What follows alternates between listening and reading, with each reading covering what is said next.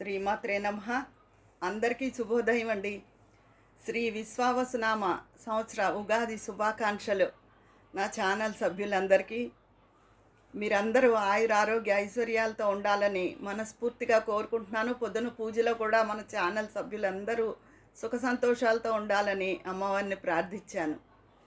నేను సగం పని అయిందండి, పూజ అయింది, ఉగాది పచ్చడి నైవేద్యం పెట్టాను, కొంత వంట అయింది.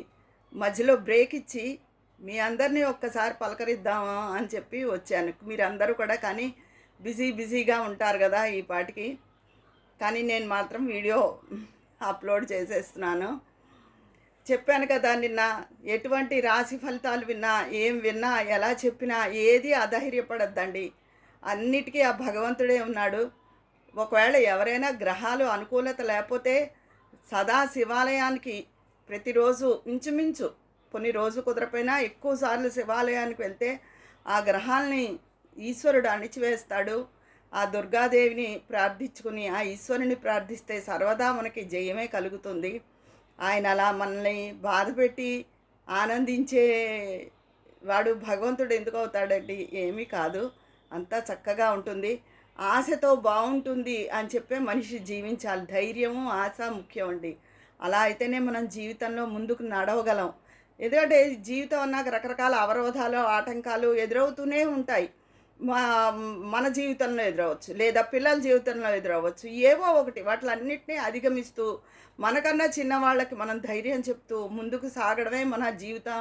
ఇంత వయసు వచ్చాక మన అనుభవ సారం అదే. పిల్లలకి ధైర్యం చెప్తూ మన అనుభవాలను పంచుకుంటూ వాళ్ళకి ధైర్యం చెప్పాలి. ఓహో, ఇంకా ఎక్కువే వీళ్ళు పడ్డారు, ఏం పర్వాలేదు అని పిల్లలకు కూడా ఒక ధైర్యం వస్తుంది.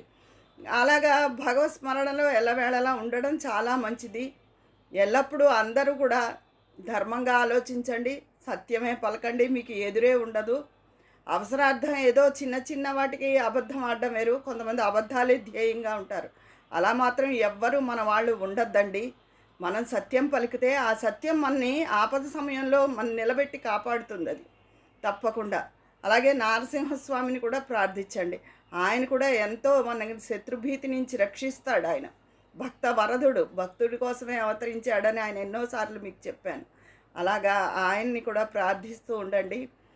తర్వాత పండగ రోజున ఎవరు ఇంట్లో చికాకులకి ఆస్కారం ఇవ్వద్దు. అందరూ సరదాగా నవ్వుతూ ఉండండి, చక్కగా ఉండండి. ఎందుకంటే పండగ రోజే ఏవో చికాకులు అవి వస్తూ ఉంటాయి, చిన్న చిట్టపెట్టలు. పెద్దవని కాదు, అవి కూడా వద్దు. నేను ఇలా మీకు చెప్తూ ఉంటాను, కానీ నాకు వస్తుంటాయి. నాకు మా వారికి కూడా చిన్న చిట్టపట్టలు అవి. నేనేదో చాదస్తంగా ఏదో ఉంటాను ఒంటింటి దగ్గర, మడిగా ఆయన ఆ చాదస్తం లేకుండా ఇంకోలా ఉంటారు. అదెందుకు ముట్టుకున్నారు, ఇలా ఎందుకు, అలా ఎందుకు ఏదో అంటాను. అంతే, ఆయన అక్కడితో మొహం కొంచెం సీరియస్గా పెట్టుకుని చాలాసేపు అలాగే మెయింటైన్ అవుతూ ఉంటారు. మళ్ళీ నేనే ఏదో కబుర్లు చెప్పి మామూలులో పడేస్తాను. అలా ఏవో ఉంటూనే ఉంటాయి. అందరికీ కూడా అదే కంటిన్యూ చేయకండి. అందరూ సరదాగా నవ్వుతూ చక్కగా సుఖంగా ఉండాలని కోరుకుంటున్నాను. తర్వాత ఇవాళ మొదలుపెట్టి వసంత నవరాత్రులు అండి. ఈ వసంత నవరాత్రులు చాలా మంచి రోజులు. ఈ రామాయణం చదివిన, సుందరకాండ మొదలుపెట్టిన చాలా మంచిది. తర్వాత అమ్మవారికి, లలిత అమ్మవారికి ఏది చదువుకున్నా కూడా చాలా మంచిది. 9 రోజులు అసలు చదివితే చాలా మంచిది. మీ వీలుని బట్టి ఏదో ఒక రోజైనా సరే శ్రద్ధగా 3 సార్లు కనీసం ఒక పర్యాయంత మీ శ్రద్ధ అంతా నిలిపి కనీసం ఉండండి. తర్వాత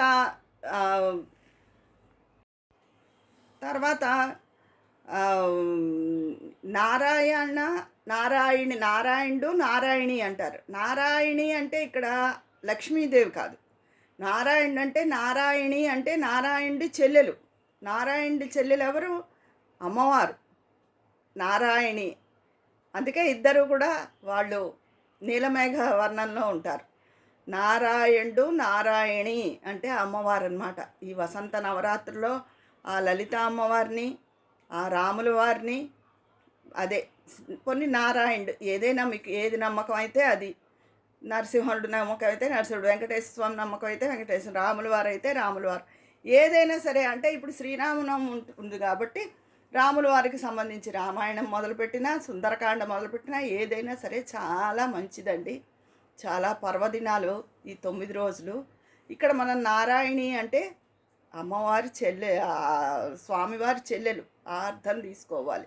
అలా 2 అర్థాలు వస్తాయి. నారాయణిని అంటే లక్ష్మీదేవి వస్తుంది, నారాయణి అంటే అమ్మవారి కింద కూడా వస్తుందన్నమాట. అందుకని మీరు తప్పకుండా లలిత కానీ, సుందరకాండ పారాయణ మొదలుపెట్టేవాళ్ళు కానీ, రామాయణం చదివి పూర్తి చేసుకునే వాళ్ళు కానీ 9 రోజుల్లో చెయ్యొచ్చు. చాలా మంచిది. మీరందరూ కూడా సుఖ సంతోషాలతో ఉండాలని, ఆయురారోగ్య ఐశ్వర్యాలతో ఉండాలని, మీ అందరి అభిమానం, ఆదరణ ఎల్లప్పుడూ నాకు ఉండాలని ఈ నూతన సంవత్సరంలో నేను మనస్ఫూర్తిగా కోరుకుంటున్నాను. ఉంటాను మరి. మీ అభిప్రాయాలన్నీ మీకు ఖాళీ అయ్యే కామెంట్ బాక్స్లో తెలియచేయండి. అక్కడ మాట్లాడుకుందామా? మీ అందరి విషెస్ చెప్పానుగా నిన్న.